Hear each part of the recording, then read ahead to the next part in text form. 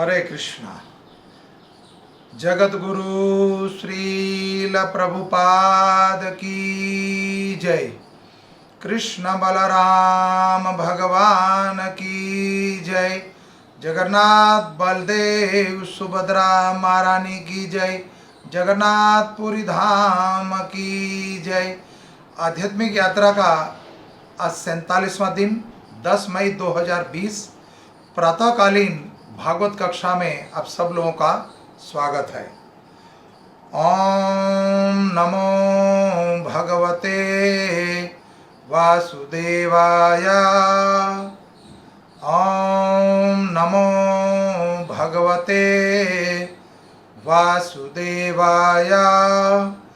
ओम नमो भगवते वासुदेवाय।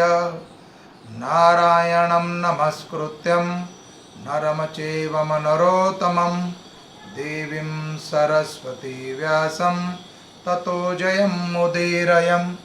नष्टप्रायं सुभद्रेषु नित्यं भागवतं सेवया। भगवते उत्तम श्लोके भक्तिर्भवति नैष्ठकी। कृष्णाय वासुदेवाय देवकी नंदनंदनाय च नंदगोपकुमाराय गोविंदाय नमो नमो। हरे कृष्णा कृष्णा कृष्णा हरे हरे, हरे राम राम राम हरे हरे। आज का विषय है भगवान का ऐश्वर्य। भागवत गीता 10वां अध्याय 39वां श्लोक। सर्वव्यापी भगवान यतस्य अपि सर्वभूतानां बीजं तद अहम अर्जुनं न तदचित विना यस्यता मया भूतं चर अचरं। यस्याति अपि सर्वभूतानां बीजं तद अहम त अर्जुनं न तदच्चित विना यस्यता मया भूतं चर अचरं। यस्यापि सर्वभूतानां बीजं तद अह अर्जुनं न तत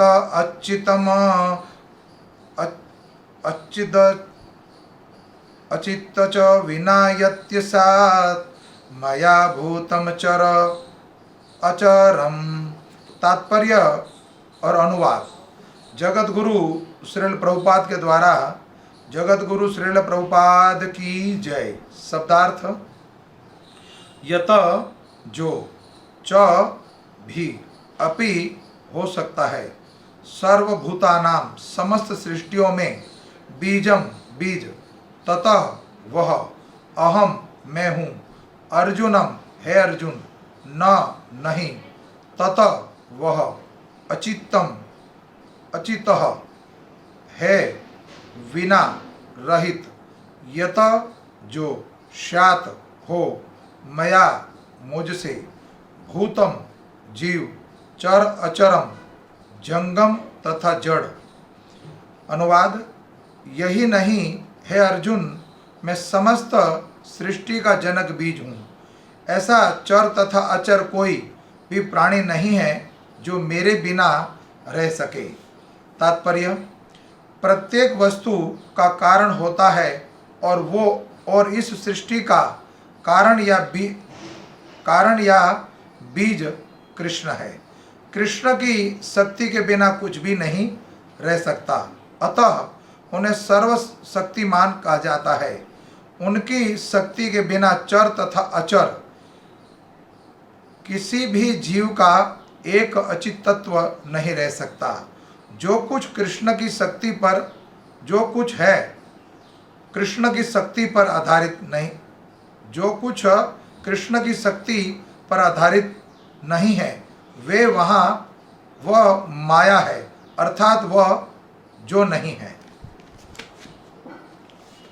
ओम अज्ञानं तिमिरं ध्यानस्य ज्ञानजनशलाकया चक्षुरूपम येन तस्मै श्री गुरुवे नमः।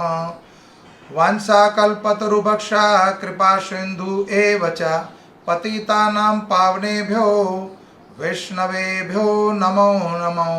अनंत कोटि वैष्णव विंद की जय। सभी भक्तों की जय। हरे कृष्णा। सर्वव्यापी भगवान, अनंत कोटि भगवान, सर्वज्ञ भगवान, कण कण में भगवान, ये बात हर बार दोहराते हैं, हर स्थान पर दोहराते हैं। तो यहाँ तक कि अनपढ़ गवार लोग, पढ़े लिखे या अनपढ़, गांव के देहात के लोग भी ये बताते हैं कि घट घट में भगवान। तो ऐसे कितने लोग हैं जो मानते हैं कि भगवान घट घट में, सर्वव्यापी भगवान, जो इस श्लोक में भगवान कह रहे हैं कि चर तथा अचर, किसी भी स्थान पर कोई भी जीव, जड़ हो या सजीव, वो मेरे बिना रह नहीं सकता। भगवान कहते हैं संसार का जनक बीज मैं हूँ। भगवान अर्जुन को क्या कहते हैं? है सृष्टि का जनक बीज।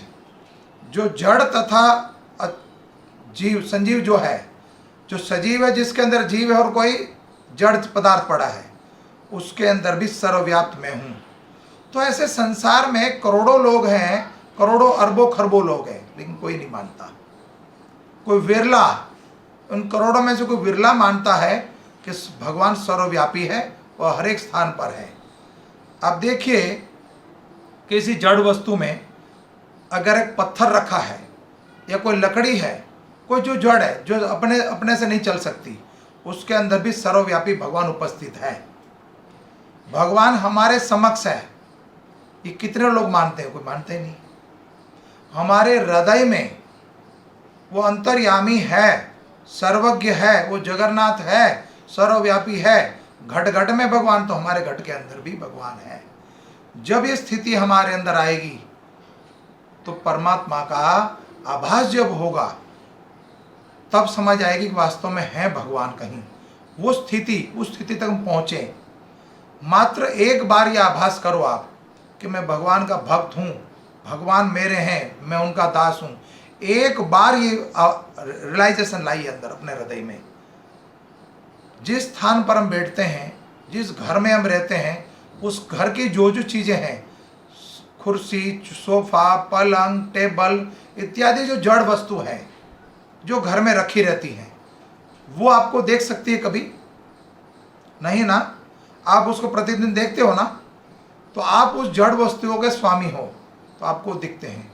ठीक उसी तरह संसार की जो भी वस्तुएं हैं, जड़ तथा संजीव, सजीव, जो भी है, सजीव हो या जड़ हो, उस प्रत्येक वस्तु को परमात्मा 24 घंटे निरंतर देखते हैं। 24 घंटे देखते हैं, सूरज और चंद्रमा के रूप में। जैसे किसी बड़ी बिल्डिंग में या बड़ी शॉपिंग मॉल में जाओ तो 24 घंटे वहाँ पर सीसी कैमरे लगे होते हैं। वो 24 घंटे आपके ऊपर निगाहें बनाए रखता है, और हमें ज्ञात होता है कि हम सीसी कैमरे की निगाह उनकी उसमें रेंज में है, हम तो कोई गलत कार्य ना करें। लेकिन ये रियलाइजेशन कब करते हैं कि भगवान हमारे साथ है? हमें इस बात का अहंकार होना चाहिए कि सर्वज्ञ पिता जो जगन्नाथ है, वो जगत पिता परमेश्वर मेरे पिता हैं और मैं उनका अंश हूँ। वो हमारे अंशी हैं, वो हमारे अंशी है, तो हम उनके अंश हैं। जिस दिन आपके अंदर यह अहंकार आ जाएगा, संसार की जो चीज़ें हैं उसकी अहंकार करने की आवश्यकता नहीं है। वो उसका अगर अहंकार करते हैं तो मुंह के बल गिरते हैं। गोपियों ने करा तो भगवान लुप्त हो गए। राजा रावण ने या कई हुए, जैसे हिरण्यकश्यप जैसे हुए, कंस हुए, ऐसे दुर्योधन हुए, जो अहंकारी थे, उनका पतन हो जाता है। लेकिन इस बात का अहंकार एक बार आभास करिए, खाली मात्र सिंगल जीवन में एक बार आभास कर लो, हे भगवान मैं आपका हूँ और आप मेरे हो। वो भगवान मेरे हृदय में है, इस बात का आपके हृदय के अंदर अहंकार होना चाहिए कि हाँ मैं कृष्ण का हूँ। कृष्ण को एक बार, ये प्रभु राम को एक बार बोल दो कि भगवान राम मैं आपका हूँ। एक बार ये रियलाइजेशन हो जाए अगर आपकी, तो मुक्ति मिल जाएगी।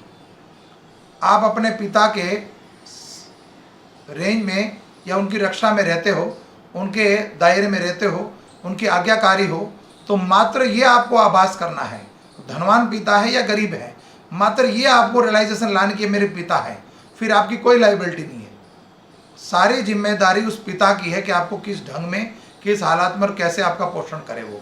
ठीक उसी तरह आपको इस बात का अहंकार हो जाए एक बार कि मैं भगवान कृष्ण का भक्त हूँ, भगवान कृष्ण मेरे पिता है और मैं उनका पुत्र हूँ। एक बार ये अहंकार करके तो देखिए। जैसे द्रौपदी ने बोला, हे दीन बंधु जगत पते, हे राधा रानी के प्राण वल्लभ, जब एक बार बोल दिया मैं आपकी दासी, आपकी सखी वो पुकार रही हूँ, तो गज ने पुकारा तो आ गए।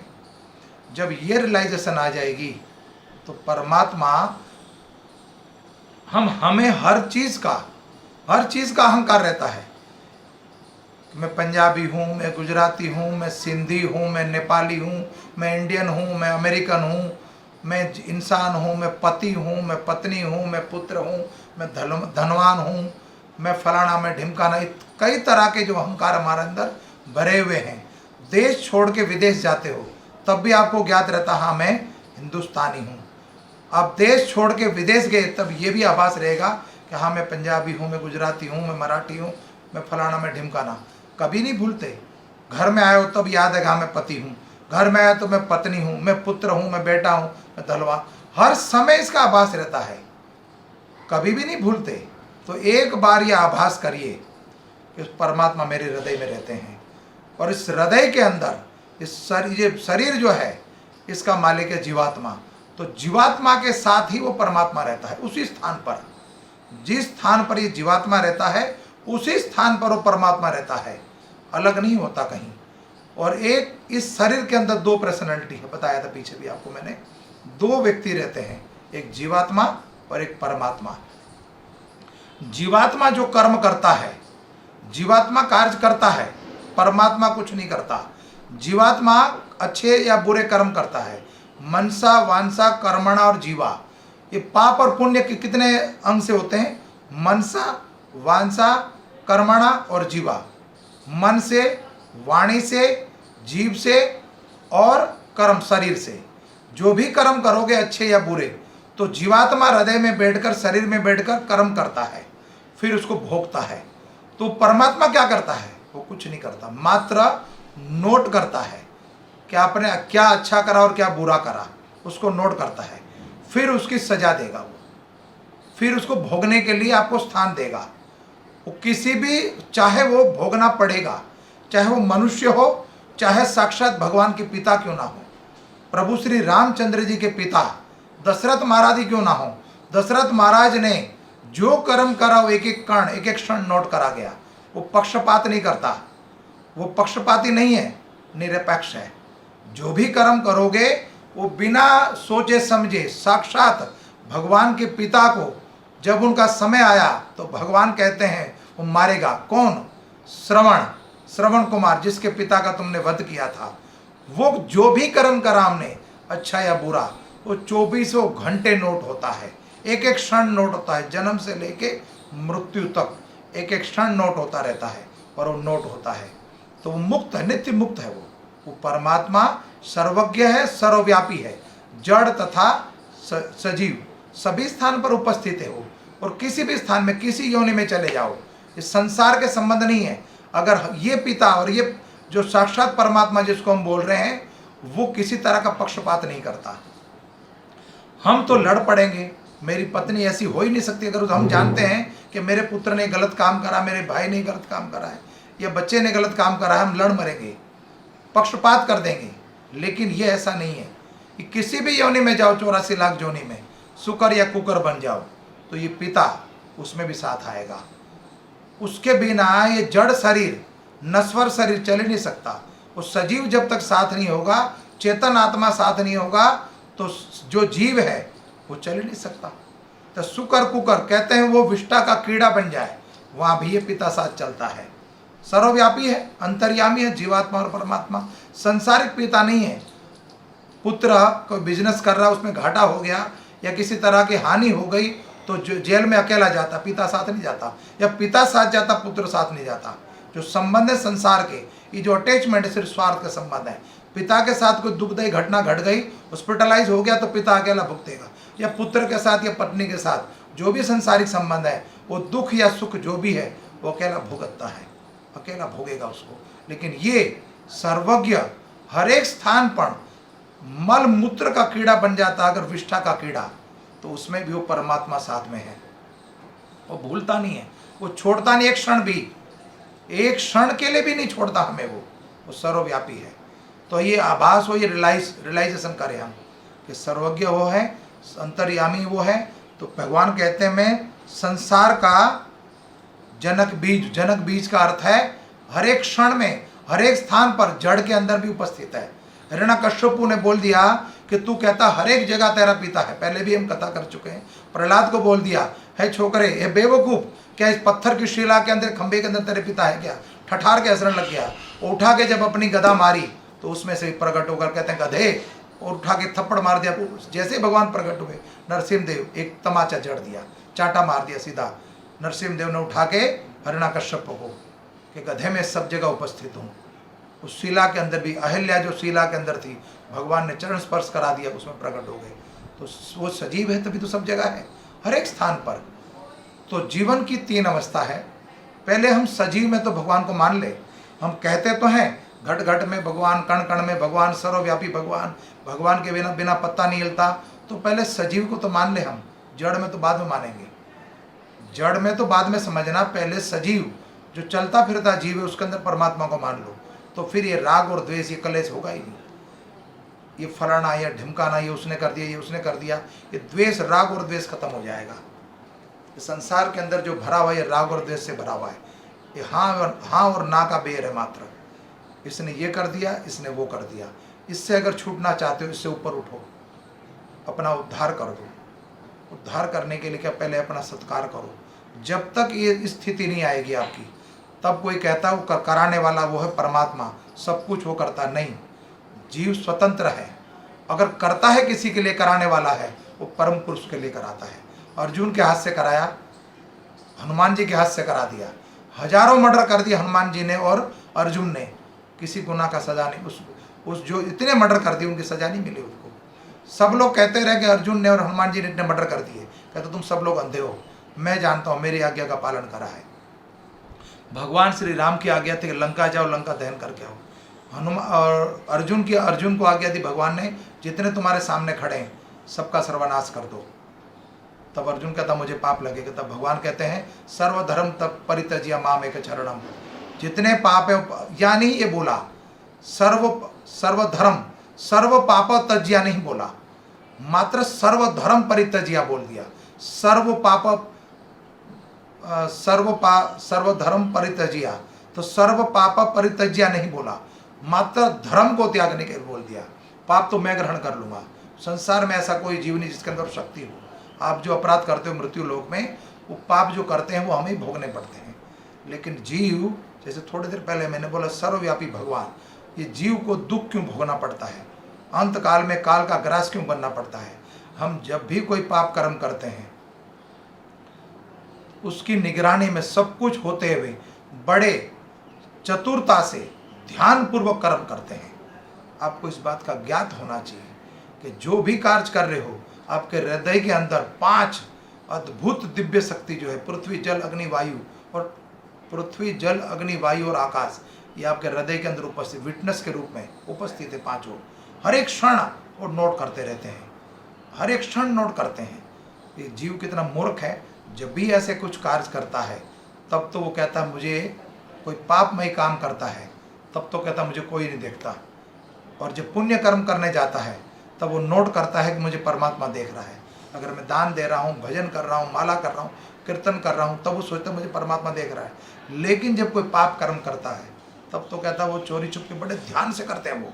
और जब ऐसे कर्म होते हैं, कोई भले कर्म होते हैं, तो वो अहंकार में होते हैं, गाफलत में हो जाते हैं वो। तब वो समझता ही नहीं कुछ, सबको जीरो समझता है, अपने आप को हीरो समझता है। लेकिन आपके दोनों कर्मों का फल, अच्छे और बुरे कर्मों का फल वो देता है। तो जब तक हमारी वो स्थिति नहीं आएगी, तब तक हम हर जगह अपराध करते रहेंगे और संसार में पाप होते रहेंगे। और प्रतिदिन ऐसी दुर्घटनाएं जो भी घट रही हैं वर्तमान काल में, कोरोना वायरस के रूप में जो भी संकट आए, ऐसी घटनाएं घटती रहेंगी।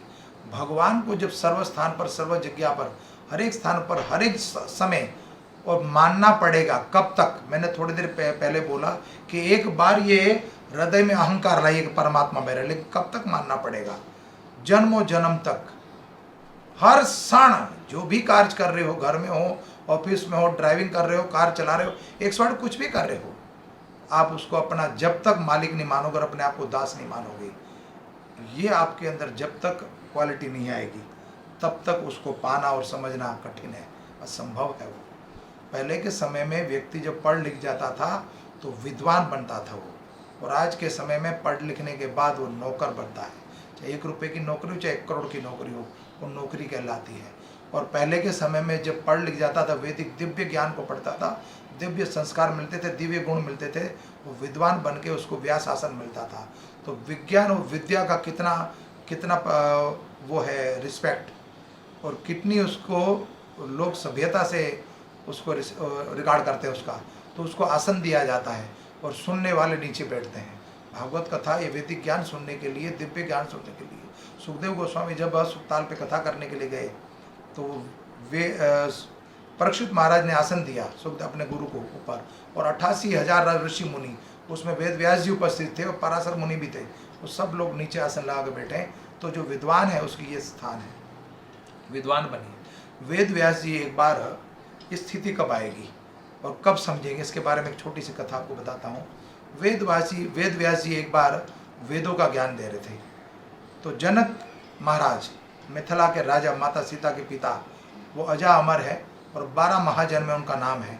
तो कितने बार संसार में प्रलय आ जाए लेकिन हर बार वो जनक रहेंगे। 12 महाजन्म में जनक महाराज है। तो जनक महाराज एक सभा में प्रतिदिन उनकी कथा सुनने जाते थे। तो वेद व्यास जी वेद पढ़ा रहे थे, चतुर्वेद के ज्ञाता थे जनक महाराज भी, तो वेद पढ़ा रहे थे, और वेद व्यास जी के सारे शिष्य भी वहाँ पर आके प्रतिदिन कथा सुनते थे और वेद को पढ़ते थे। तो वेद व्यास के जब कथा प्रारंभ तब तक नहीं करते थे जब तक जनक महाराज ना आए। तो शिष्यों को एक दिन ईर्ष्या हो गई, जो वेद व्यास जी के शिष्य थे उनको ईर्ष्या हो गई कि हमारे गुरुदेव पता नहीं कैसे हैं, जब तक जनक महाराज आते नहीं तब तक कथा प्रारंभ ही नहीं करते, और जनक महाराज को सबसे आगे बिठाते थे।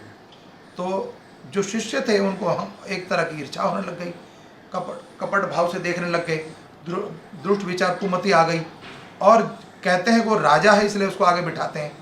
जब ये स्थिति उत्पन्न हो गई, कथा में बैठते हुए भी वो कथा नहीं सुनते थे। कथा में बैठना, मंदिर में जाना, मंदिर में प्रणाम करना, माला करना इत्यादि जो कुछ है, ये सब कुछ अपनी मति को लगाना पड़ेगा उसमें, और मन से सुनना पड़ेगा। अब कथा में बैठे और मन नहीं आपका उसमें, तो कथा नहीं सुन रहे हो। आप कथा सुन रहे हो यहाँ पर, कथा में बैठे हो किसी स्थान पर, और कथा आपका ध्यान है किसी मार्केट में बच्चों के साथ, फैमिली के साथ, पता नहीं कहाँ का ध्यान लगा हुआ है। तो कथा सुनते समय, माला जपते समय, दर्शन करते समय या प्रणाम करते समय एक जगह ध्यान होना चाहिए। कथा सुनते समय कहीं दूसरी जगह ध्यान नहीं होना चाहिए, जप करते समय कहीं दूसरी जगह ध्यान नहीं होना चाहिए। मात्र जप कर रहे हो तो जप, उसके समय का ना कोई फ़ोन सुनना ना कथा सुननी है, कथा भी नहीं सुननी अगर जप कर रहे हो तो, और जब अगर कथा सुन रहे हो तो जप नहीं करना। ऐसी कई विधि हैं। तो जनक महाराज बड़े चित्तवृत्ति से ध्यान लगा के कथा सुनते थे। तो ये दशा जब अपने शिष्यों की देखी वेद व्यास जी ने, तो क्या करा, अपने दिव्य ज्ञान से उन्होंने क्या करा, शिष्यों की जितनी कुटिया थी उसमें आग लगवा दी। संसारिक आग नहीं, दिव्य बुद्धि से दिव्य आग प्रकट हो गई। और पहले के समय में होता क्या था, शिष्यों को बस सिर्फ पहनने के लिए लंगोट, और कुछ होता ही नहीं था। तो मात्र उन कुटियाओं के अंदर लंगोट थी, उनके वस्त्र थे, और कुछ भी नहीं था। पत्तल में भोजन होता था, तो सादगी थी जीवन में, तो कुछ भी नहीं था झोपड़ियों के अंदर, कुटिया के अंदर, और सब कुटियाओं में आग लग गई। तो जब किसी ने आके बताया कि ब्रह्मचारी आश्रम की जितनी भी कुटिया सब में आग लग गई, तो सारे के सारे वहाँ से शिष्य भागे, और जब वापस आए तो पूछा क्या हुआ, कि महाराज कुछ नहीं, हमारी कुटियाएँ सारी जल के राख हो गए, कुछ भी नहीं बचा। तो वो चले गए वहाँ से उठ के, और वापस आके फिर कथा में बैठे। दूसरे दिन सेम वेद व्यास जी ने वही दिव्य बुद्धि से, दिव्य ज्ञान से जनक महल में आग लगवा दी। छोटी मोटी नहीं, बड़ी आग लग गई, पूरा महल जल के राख हो गया। तो जनक महाराज वहाँ बैठ के कथा सुन रहे हैं। थोड़ी देर में राज्य के मंत्री तंत्री जो थे, दास इत्यादि सब दौड़ कर आए। जनक महाराज जल्दी भागिए, जल्दी उठिए, हमारे महल में आग लग गई है, कुछ भी नहीं बचा। कहा अच्छा ठीक है चलो, अब बोलते गुरु महाराज को कथा सुनाइए।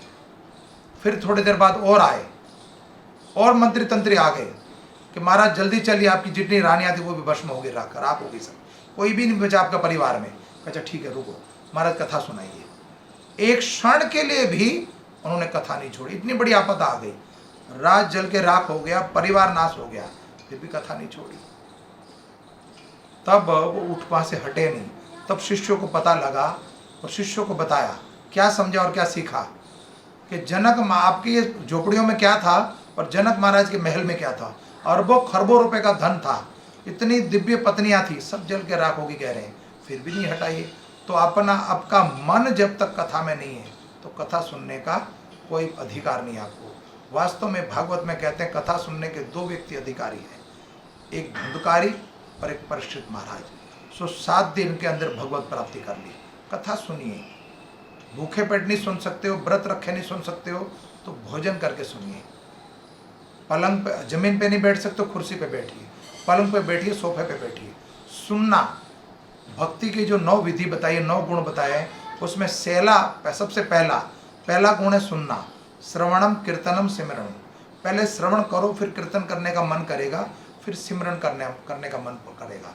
सिमरन तो तब करोगे ना जब किसी के बारे में सुना होगा, फिर माला जपिए। जब तक सुना ही नहीं किसी के बारे में, पहले फ़ोन पे आप सुनते हो या टीवी पे देखते हो, तो पहले श्रवण करना है आँखों से, कानों से और आँखों से सुनना है, और कान से सुन के उद्दिव्य दृष्टि को देखना है। उद्दिव्य दर्शन जो करा रहे हैं गुरु महाराज, उसके दर्शन करने हैं। जब तक हमारे अंदर ये स्थिति नहीं आएगी तब तक हम भगवत प्राप्ति करना असंभव है। तो हमें हर चीज़ का रियलाइजेशन होती है कि मैं धनवान हूँ, करोड़पति हूँ, ये हूँ, वो हूँ। रात को गहरी नींद में सो रहे हैं, तब भी सोते समय भी जब बेड पे जाते हो तब भी आपको आभास होता है कि हाँ इतनी फैक्ट्री मेरी चल रही है, मेरे पास इतने वर्कर हैं, इतना पैसा बैंक में पड़ा है, ये मेरी पत्नी है, ये मेरी संतान है, मेरी संतान कितनी होनहार है, मेरे पास गाड़ियाँ कितनी अच्छी है, मेरा बैंक बैलेंस कितना है, मेरे लाइफ इंश्योरेंस कितना डिपॉजिट, फिक्स डिपॉजिट कितने, सब कुछ आभास रखते हो आप। लेकिन सब बाहरी है, ये भीतरी कुछ नहीं है।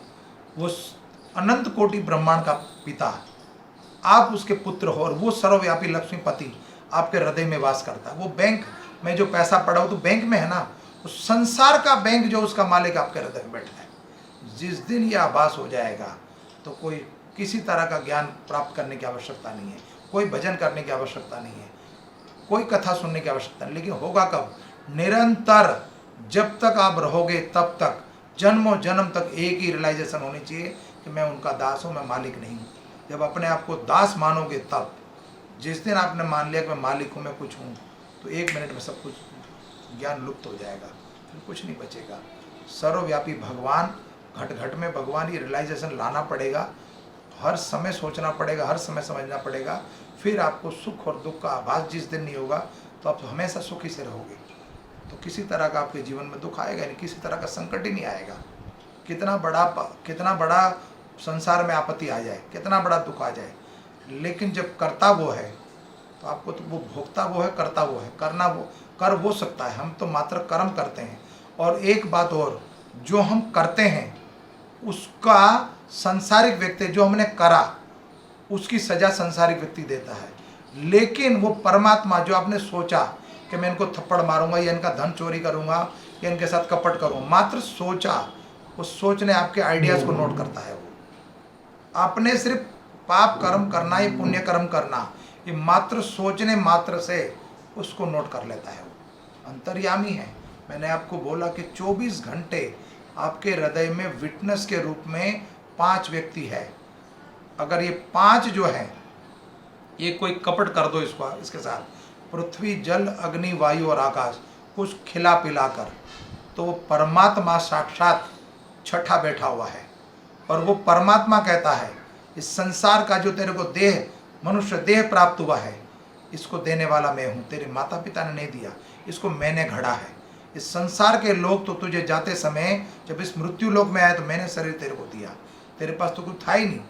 संसार से तब जाएगा तो परिवार वाले, समाज वाले तेरे को छोड़ेंगे नहीं। अगर किसी को पता लग जाए कि कुछ पैसा देने से शरीर को रखा जा सकता है, तो ये धनवान लोग तो भगवान को भी खरीद ले, शरीर को भी खरीद। लेकिन मृत्यु के बाद हम ये शरीर को लेकर नहीं जा सकते, शरीर को तो यहीं छोड़ना पड़ेगा। मात्र हमारे कर्म हमारे साथ जाएंगे।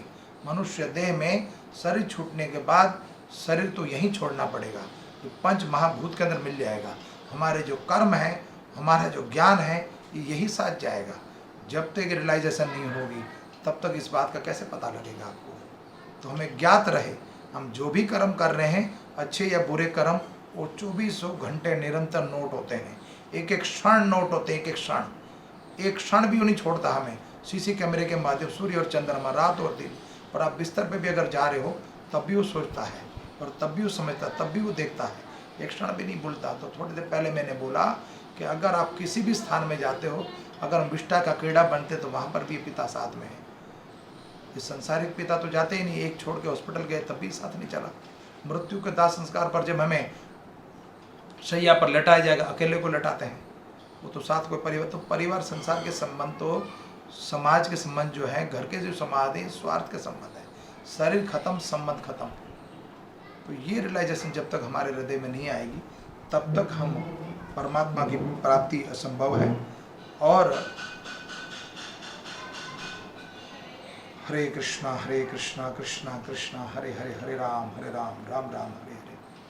भगवान को जब तक अपने हृदय से और अपने भाव से उनको ना समझ पाए हम, तब तक उसको पाना कठिन है। और उसको रियलाइज करना, जैसे पंढरपुर में एक संत हुए, संत तुकाराम जी भगवान के परम भक्त थे। और पंढरपुर में आषाढ़ी एकादशी के दिन भगवान का प्रागट्य जो है आषाढ़ी एकादशी के दिन है। तो पंढरपुर में, महाराष्ट्र में कई भक्त हुए, तुकाराम, नामदेव, पुंडरीक। तो पुंडरीक भक्त भी भगवान का परम भक्त था। और पुंडरीक जो है भगवान के भक्त थे, लेकिन थोड़े गरीब थे, दरिद्र थे। एक बार वो ब्रजमंडल में आए, भगवान का ऐश्वर्य देखा उन्होंने, और भगवान का ऐश्वर्य देखने के बाद उनकी लालसा होगी कि भगवान त्रिलोकी के नाथ, ब्रजेंद्र नंदन, यशोदा नंदन, ये मेरे घर पर कभी आए, मेरी कुटिया में कभी चरण डाले अपने, तो मेरा बेड़ा पार हो जाएगा, जीवन जन्म सार्थक हो जाएगा मेरा। तो भगवान जब ब्रजमंडल में अपनी लीला समाप्त करके जब गुजरात गए द्वारिकाधीश, तो द्वारिकाधीश में विराजमान थे। और एक दिन माता रुक्मणी जी जो है, वो माता और पिता का कुछ झगड़ा हुआ, भगवान कृष्ण का और रुक्मणी जी का, माता और पिता का। तो वहाँ से रूठ गई, वो रूठ कर चली गई पंढरपुर, उनका मायका है। तो रुक्मणी जी रूठ के पहुँच गई पंढरपुर, और पंढरपुर जाकर एक किसी बड़े पहाड़ पर जाकर विराजमान हो गई। जब भी ये माताएं रूठती हैं तो वो फिर ऐसे ही रूठती हैं। वो उनका जो ये जो माइंड है, ये क्रोध जो ऊपर की ओर होता है। तो हमेशा माता के जितने मंदिर आप देखोगे वो सब पहाड़ी के ऊपर है। चंडी देवी हो, मनसा देवी हो, वैष्णो देवी हो, जितने ही मंदिर हैं, देवी मंदिर जितने भी हैं, सब पहाड़ों पे हैं। तब ये माता जाके रूठ के बैठ गई रुक्मणी जी। तो भगवान माता को मनाने के लिए पंढरपुर पहुंच गए। जब पंढरपुर पहुंचे तो उनको याद आ गया कि भगवान जब ब्रज में थे तब पुंडरीक उनको मिला था। पुंडरीक ने भगवान से कहा था कि आप कभी पंढरपुर आओ तो दरिद्र के घर पे ज़रूर आना एक बार। तो जब वो रुष्ट के मनाने गए रुक्मणी जी को, तो भगवान को याद आ गया उनका भक्त पुंडरीक, कि आज पुंडरीक के घर जाया जाए। तो पुंडरीक ने मुझे बुलाया था, ये तो रूठी हुई वापस आ ही जाएगी, कहाँ जाएगी, नहीं आएगी, तब भी 16,108 है, तब भी चलेगा, हमारी तरह एक तो नहीं थी वो। तो भगवान पुंडरीक के घर गए। ये शरीर जो है, शरीर में जो रुधिर है, रुधिर माने लहू, ये माता ने दिया है। और शरीर में हड्डी, मांस और जो चमड़ी है, ये पिता के शरीर से मिला हमें। तो माता पिता की सेवा जीवन में कभी नहीं भूलनी चाहिए। अगर पक्का भक्त हो माता पिता का तो भगवान को भी आना पड़ेगा, यह प्रमाण है। तो जब पुंडरीक के घर भगवान गए, द्वारिकाधीश ढूंढते ढूंढते पंढरपुर में पुंडरीक के घर पहुंच गए भगवान। और भगवान ने दरवाजा नॉक किया, पुंडरीक में द्वारिकाधीश। तो पुंडरीक तो राधा श्याम सुंदर को जानते थे, वो उनको ये नहीं पता था कि भगवान जो है द्वारिकाधीश, वही द्वारिकाधीश है। तो द्वारिकाधीश ने दरवाज़ा नॉक किया कि पुंडरीक, मैं द्वारिकाधीश, दरवाज़ा खोलो। तो पुंडरीक ने अंदर से जवाब दिया कि मैं अभी माता और पिता की सेवा में लगा हूँ। वो अपने माता पिता के चरण दबा रहे थे और उनकी सेवा में थे। वो प्रतिदिन भोजन पकाना, खिलाना इत्यादि जो कुछ था, उनके माता पिता वृद्ध थे तो उनकी सेवा कर रहे थे वो। आजकल के जो बच्चे हैं, आजकल की जो संतान है, जब अपने माता पिता की सेवा करते हैं और परिवार में और समाज में कहीं मिलते हैं उसको, तो आप कहाँ हो, या पूछते हैं आप किसके साथ हो, तो कहते हैं, ये किसी और से पूछते हैं आपके माता पिता कैसे हैं, आपका परिवार कैसा है, कि मेरे माता पिता तो मेरे साथ हैं, मेरे माता पिता मेरे साथ हैं। वास्तव में ये बोलना हमें कि मैं उस माता पिता के साथ हूँ, मैं अपने माता पिता के साथ हूँ। अरे भाई, वो जब माता पिता थे तभी हमारी उपस्थिति हुई। आज मैं आपके सामने बैठा हूँ, मेरे माता पिता नहीं होते, वो पूजनीय थे, दिव्य थे, वरना मेरी औकात ही क्या थी जो आपके सामने मैं आ जाऊँ। मेरा वजूद ही नहीं हो सकता था, उनके बिना मेरी उपस्थिति नहीं है। तो शरीर में रुधिर जो दिया है, ब्लड दिया है, और हड्डी माँ जो, ये माता पिता की सब कृपा है। तो शरीर उन्होंने घड़ के दे दिया मुझे, कृपा भगवान की है, लेकिन उनके बिना तो शरीर नहीं बनाना। 9 महीने उनके घर में उल्टे लटके हैं। तो अब उस माता पिता की सेवा कर रहा पुंडरीक, और पुंडरीक कहता है द्वारिकाधीश को कि मैं अपने माता पिता की सेवा में भी बिजी हूँ, व्यस्त हूँ, आप बाहर इंतजार करिए। तो पुंडरीक ने द्वारिकाधीश को अंदर से ईंट दी एक, और महाराष्ट्र लैंग्वेज में, मराठी में लैंग्वेज में ईंट को बोलते हैं वीट। तो महाराष्ट्र में लैंग्वेज जो चलती है वो मराठी चलती है, तो मराठी में ईंट को बोलते हैं वीट। तो पुंडरीक ने अंदर से दी द्वारिकाधीश को, गे लीजिए, अब वीट पर बैठिए। तो द्वारिकाधीश वीट माने एक आसन दिया, एक ईंट दे दी, उसको पता ही नहीं था कौन है। तो द्वारिकाधीश काफ़ी देर तक खड़े रहे, और खड़े रह के इंतजार करते करते करते द्वारिकाधीश भी वीट के बन गए। तो उनका नाम पड़ गया विट्ठलनाथ। दोनों कमर पे हाथ लगा के, आपने देखा होगा विट्ठलनाथ का मंदिर कभी, या विट्ठलनाथ का चित्र देखा होगा, पंढरपुर में है। तो कमर पे दोनों हाथ लगाकर वो वहाँ एक स्थान पर खड़े हो गए ईंट के ऊपर। तो ईंट को बोलते वीट, तो द्वारिकाधीश बन के किसके, विट्ठलनाथ। अब भगवान को ढूंढने के लिए रुक्मणी जी आई कि द्वारिका से भगवान आए हैं। तो रुक्मणी जी भी उधर आ गई। रुक्मणी जी ने जब उनको देखा तो वो भी विट्ठ की बन गई। बोलो विट्ठल रुक्मणी भगवान की जय।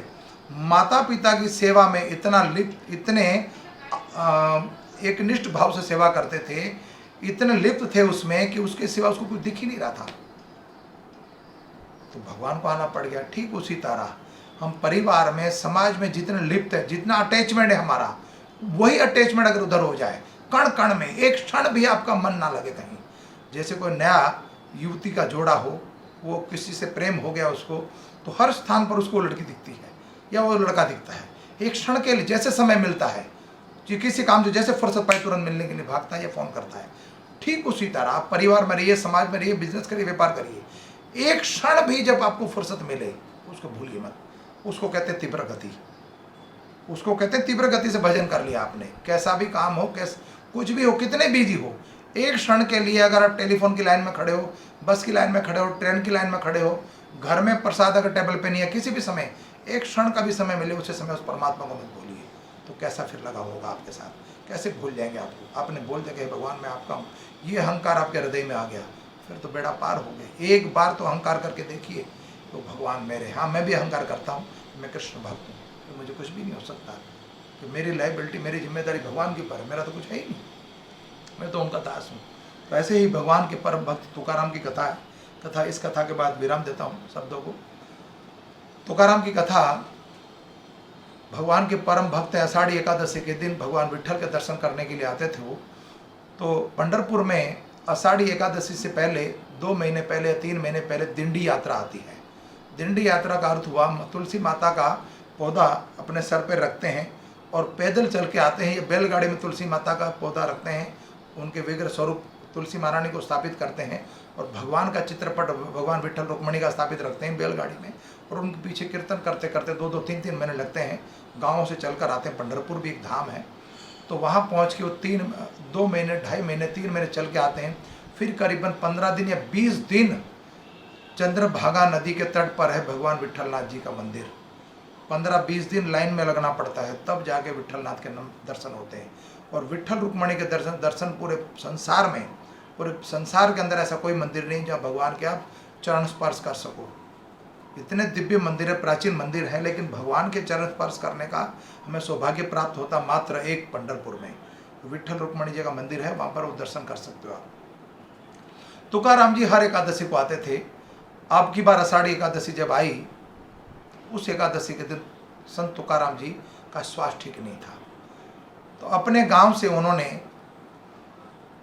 अपने मित्र को, अपने सखा को एक पत्र लिखा कि भगवान के जाके पत्र सुना देना कि मैं आज नहीं आ सकता हूँ, तो भगवान को जाके पत्र सुनाना। तो भगवान हजारों करोड़ों लोगों की लाइन लगी हुई है, लेकिन एक निष्ठ भक्त थे और भगवान को अति प्रेम करते थे वो। तो भगवान माता रुक्मणी के साथ विराजमान है और देख रहे हैं रुक्मणी जी दूर विराजमान है, भगवान अकेले हैं। पंढरपुर में भगवान अकेले विराज, जैसे द्वारिका में है वैसे द्वारिकाधीश का मंदिर रुक्मणी जी अलग है, यहाँ पर भी अलग है, अकेले विराजमान है।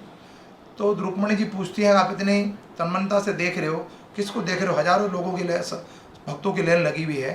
तो भगवान कहते मेरा तुकाराम नहीं आया, तुका नहीं आया। तब उनका जो मित्र था, जो दर्शन में आया हुआ था भगवान के, वो वहाँ पहुँचा और जब पट के सामने भगवान के विग्रह के सामने आया वो, तो वो पत्र जो है पंडित जी को देता है कि तुकाराम जी ने पत्र भेजा है और भगवान को मैं सुनाना चाहता हूँ। तो तुकाराम जी ने वो जो पत्र लिखा था बड़ा ही करुणा भाव से लिखा था। हे विठ्ठल नाथ, अब सर्वज्ञ है, सर्वव्यापी है, अब जगत पिता है, मैं आपका पुत्र जड़ बुद्धि हूँ, दुर्मुखी हूँ, कुछ भी नहीं मेरे अंदर, लेकिन कारणवश मेरा स्वास्थ्य ठीक नहीं है। तो हर बार ये पुत्र आपके पास आपके दर्शन के लिए आता है, तो क्या पिता की ये जिम्मेदारी नहीं बनती क्या कि पुत्र के पास वो आके दर्शन दे और पुत्र को दर्शन दे? आप तो सर्वज्ञ हैं, सर्वव्यापी, किसी भी स्थान पर कहीं भी जा सकते हैं, आ सकते हैं, तो आपकी जिम्मेदारी नहीं बनती कि मुझे आके दर्शन दे? तो तुकाराम जी का एक पत्र जब विठ्ठलनाथ जी ने सुना तो विठ्ठलनाथ जी चलने को तैयार तुरंत। रुक्मणी जी कहती हैं, हजारों लोग, करोड़ों लाखों लोग लाइन में लगे हुए आपके दर्शन के लिए और आप चले, तो जरूरी नहीं आपका जाना, आपके पास वाहन है, गरुड़ जी को भेज दीजिए, गरुड़ जी तुकाराम जी को लेके आ जाएंगे इधर। तो भगवान रुक्मणी जी की बात मानकर रुक्मणी जी ने कहा जैसे अपने विमान को भेज दिए, लेकिन भगवान के भक्त तो विरले संत होते हैं ऐसे। तो तुकाराम जी के गांव में जब वो विमान पहुंचा, गरुड़ जी को आज्ञा हुई और गरुड़ जी चले गए तुकाराम जी को लाने के लिए। गांव का नाम फिर भूल रहा हूं मैं, तुकाराम जी के गांव का नाम। तो गरुड़ जी को आज्ञा मिली तो तुकाराम जी तो अपने गांव में, घर के आंगन में भगवान विठ्ठलनाथ का भजन करते थे। विठ्ठल रुक्माई, विठ्ठल विठ्ठल विठ्ठला, विठ्ठल विठ्ठल विठ्ठला, विठ्ठल विठ्ठल रुक्माई। तो देखा कि ऊपर से गरुड़ जी प्रकट हो रहे हैं और गरुड़ जी तुकाराम जी के आंगन में आके विराजमान हो गए। तो भगवान के परम भक्त तुकाराम जी को आभास हो गया कि मेरा पत्र भगवान ने पढ़ लिया और भगवान मेरे को मिलने के लिए आ गए। तो गरुड़ जी की पीठ पे देखा तो वहाँ तो कोई भी विराजमान नहीं था और गरुड़ जी तुकाराम जी को कहते हैं, भगवान की आज्ञा है कि आप मेरे साथ चलिए, मेरी पीठ पर विराजमान हो जाइए और आपको भगवान विठ्ठलनाथ ने बुलाया है। तुकाराम जी कहते हैं, मेरे स्वामी का स्थान है, इस स्वामी का वाहन है, मेरी क्या हैसियत कि मैं उस स्थान पर विराजमान हो जाऊं, और मेरी तो औकात ही नहीं है, दुर्मुखी पापी पाखंडी, क्या मैं आके करूँगा, मेरा स्थान नहीं है वो और मैं इस योग्य नहीं हूँ। तो गरुड़ जी फिर वहाँ से उठकर फिर दोबारा गए पंढरपुर और पंढरपुर जाकर भगवान के समक्ष जब प्रकट हो गए। आप देखते हो भगवान का जब मंदिर होता है, भगवान विष्णु के जो अवतार हैं, भगवान कृष्ण का मंदिर, उस मंदिर में गरुड़ जी विराजमान होते हैं, मंदिर के बाहर होते हैं। तो हमारा वाहन कहाँ होता है? पार्किंग में होता है ना। आजकल तो सबकी गाड़ियाँ पार्किंग में ही है, कई महीनों से नहीं चल रही है। तो भगवान का वाहन जो गरुड़ जी जो है वो घर के मंदिर के बाहर खड़ा होता है, उनकी आज्ञा की देरी होती, तुरंत तैयार रहते हैं उड़ने के लिए। तो गरुड़ जी आए और भगवान को संदेश दिया कि विठ्ठल नाथ जी, तुकाराम जी कहते हैं मैं आपकी पीठ पर विराजमान नहीं हो सकता, मेरे स्वामी का आसन है। तब रुक्मणी जी को बोला कि ये है मेरा भक्त, एक निष्ठ भक्त मेरा तुकाराम, ये है तुका। तब विठ्ठल भगवान माता रुक्मणी को लेकर और गरुड़ पर विराजमान होकर चले फिर दोबारा तुकाराम जी के गांव में। तुकाराम जी के गांव में फिर गए दोबारा और भगवान का परम भक्त तुकाराम, विठ्ठल विठ्ठल विठ्ठला, विठ्ठल विठ्ठल विठ्ठला, माझा विठ्ठल रुक्माई।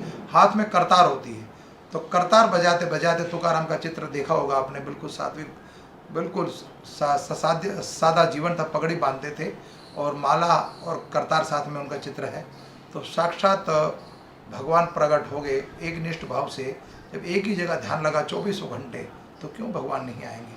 दुख की घड़ी और सुख की घड़ी में, दुख छोटा सा दुख था, तो भक्त की छोटी सी कथा है, तो छोटा सा उनका जैसे छोटा दुख बता रहा, उनका स्वास्थ्य ठीक नहीं था, तो भगवान तुरंत वहाँ प्रकट हो गए, रुक्मणी जी और माता रुक्मणी के साथ भगवान विट्ठलनाथ प्रकट हो गए और विट्ठलनाथ भगवान कहते हैं तुकाराम चलो, मैं तुम्हें अपने धाम में ले चलता हूँ। तब तुकाराम जी ने बोला अपनी पत्नी से कि चलो, साक्षात पंढरपुर से भगवान विट्ठल और रुक्मणी जी प्रकट हुई हैं, हम अपने धाम में लेकर जाएंगे साकेत में। संत शरीर गए तो पत्नी कहती मेरे पिता ने जो दहेज में इतनी सुंदर सुंदर भैंसें दी है, जो गाय तो दी नहीं थी तो भैंसें दी, उसका पालन पोषण कौन करेगा, इसकी रक्षा कौन करेगा, मेरी संतान इसकी घर का, ये घर भी कोई लूट के ले जाएगा तो कौन। जब देवलोक सत्यलोक मिल रहा है, बैकुंठ मिल रहा है, गौलोक मिल रहा है, वो मूर्खतावश जो संसारिक व्यक्ति कई होते हैं, जिसमें घरों में कुछ लोग भक्त होते हैं, पत्नी भक्त होती है तो पति भक्त नहीं होता, पति भक्त होता है तो पत्नी भक्त नहीं होती, जैसे भी इस कथा में सुन रहे हो। तो सबके अपने कर्म कमंडल हैं, सबके अपने कर्म के अनुसार ही भक्ति प्राप्त होती है और कर्म के अनुसार ही संसारिक सुख मिलते हैं। तो किसी को दोष देने की आवश्यकता नहीं है, जो मिला हमारे कर्म में लिखा था, हमारा का किया हुआ कर्म हम भोगते हैं, अच्छा कर्म हो या बुरा कर्म हो। तो थोड़ी देर पहले मैंने बोला कैसा भी कर्म हो हमें कर्म भोगना ही पड़ेगा और भोगने के लिए फिर मृत्यु लोक में आना पड़ेगा। इसलिए इस मृत्यु लोक से हमारा पिंड छूट जाए, पिंड माने शरीर, दोबारा मृत्यु लोक में ना आना पड़े, तो भगवान का भजन कर ले तो इस दुखालय से निकलकर हम सुखालय चले जाएंगे। हरे कृष्णा, धन्यवाद। पुनः फिर आपसे कल मिलेंगे। कुछ त्रुटि रह गई हो तो क्षमा चाहता हूँ। इस वीडियो को YouTube चैनल के माध्यम से देखिए और चैनल को लाइक कीजिए। हरे कृष्णा। जगत गुरु श्रील प्रभुपाद की जय, विट्ठल रुक्मणी भगवान की जय, पंढरपुर धाम की जय। पंढरपुर में बीच में एक नदी है, चंद्रभागा नदी। चंद्रभागा नदी के उस तट पर विट्ठल रुक्मणी मंदिर, प्राचीन मंदिर है, और इस पार में भगवान राधा पंढरीनाथ स्कॉन का मंदिर है। बोलो राधा पंढरीनाथ भगवान की जय।